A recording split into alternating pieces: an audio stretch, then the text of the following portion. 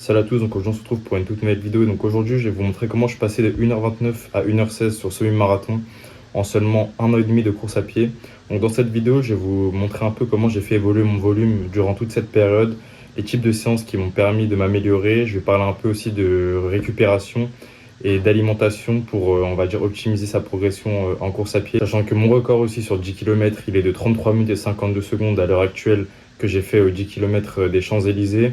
J'ai fait le marathon de Paris 2024 en 2h55 et donc, comme je vous ai dit, le semi-marathon de Paris 2025 en 1h16 et 29 secondes. Dans un premier temps, je voulais parler du volume en course à pied parce que c'est l'un des éléments et un des facteurs qui permet de progresser, on va dire, le plus rapidement.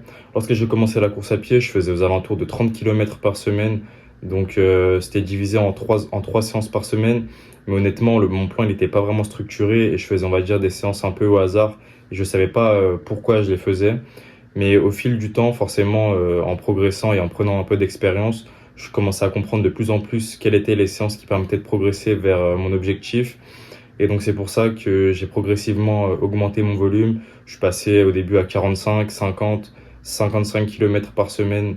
Donc je gardais toujours 3 entraînements. Durant ma progression d'un an et demi, j'ai pas touché, on va dire, à mon nombre de séances. Je faisais toujours 3 entraînements par semaine.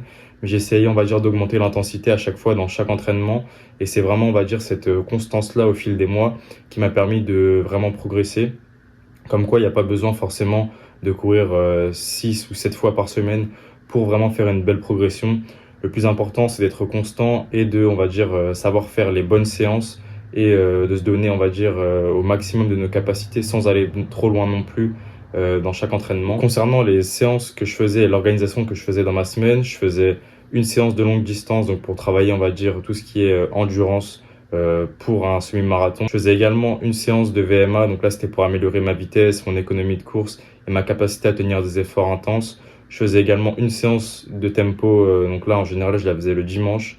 Je faisais par exemple du 2 fois 10 minutes, 3 fois 7 minutes. Et donc c'est vraiment cette accumulation-là de séances de qualité durant de nombreux mois qui m'ont permis de progresser. Le plus important, c'était de suivre un plan structuré chaque semaine. Donc, je gardais toujours cette organisation-là. Une séance de longue distance, une séance de VMA et une séance de tempo. Et maintenant, comme j'ai progressé, forcément, j'ai décidé d'augmenter à 4 séances par semaine. Et la séance que j'ai rajoutée, c'est juste une séance de récupération que je cours en endurance fondamentale, histoire d'accumuler un peu plus de volume.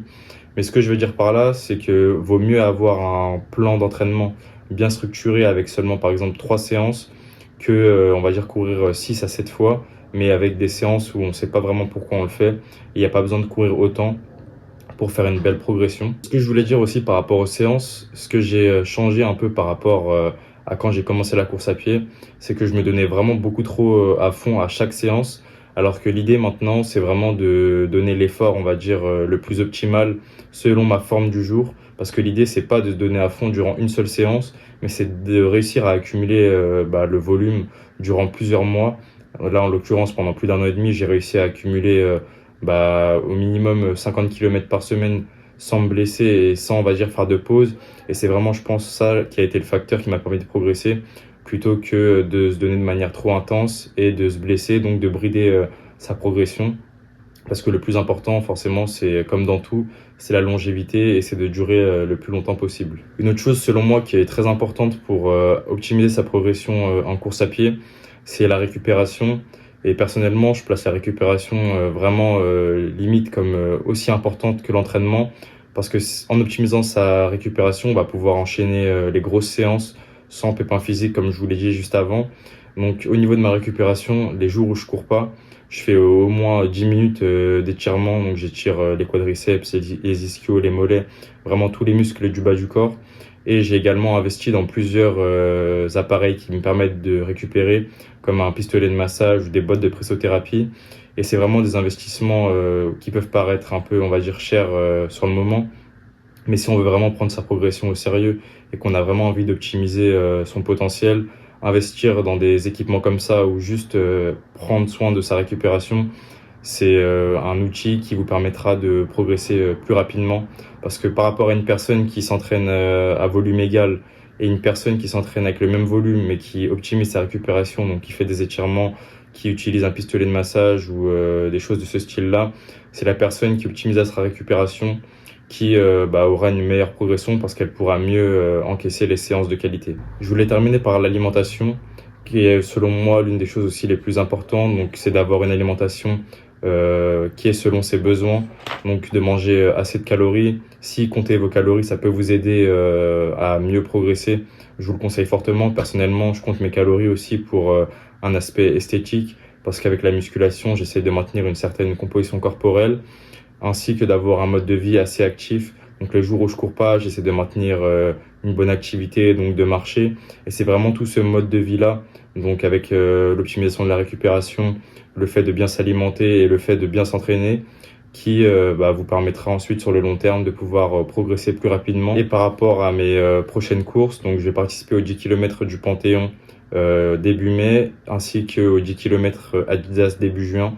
Donc vous pourrez retrouver sur ma chaîne YouTube les 2 vidéos où je reviendrai sur ces courses-là, et j'essaie de documenter au maximum les entraînements que je fais durant toute cette période pour me préparer pour ces 2 objectifs. Et donc pour conclure, je voulais dire qu'il n'y avait pas besoin de faire 150 km par semaine pour avoir une belle progression en course à pied. La chose la plus importante, c'est d'être constant, de ne pas se relâcher, de constamment se donner à fond dans nos entraînements, de suivre un programme bien structuré. Et comme je vous l'ai dit, d'être constant sur le long terme, c'est vraiment ça qui m'a permis de progresser en 1 an et demi. J'ai pas fait de coupure quasiment, j'ai réussi, on va dire, à tenir un bon volume tout au long de ces dernières années-là. Si en 1 an et demi, vous vous donnez les moyens, que vous optimisez votre mode de vie, vos entraînements, votre alimentation, votre récupération, il n'y a pas moyen que votre progression ne soit pas belle et que vous ne battez pas tous vos records. Donc j'espère que cette vidéo elle pourra vous aider. Si vous avez des questions en commentaire, n'hésitez pas à me dire et j'y répondrai avec grand plaisir. Dans cette vidéo, je voulais surtout que ce soit un message de motivation et de montrer que tout est possible en 1 an et demi si on fait les choses bien et qu'on reste constant et qu'on croit en son potentiel. Donc likez, abonnez-vous pour me soutenir et prenez soin de vous. On se revoit très vite.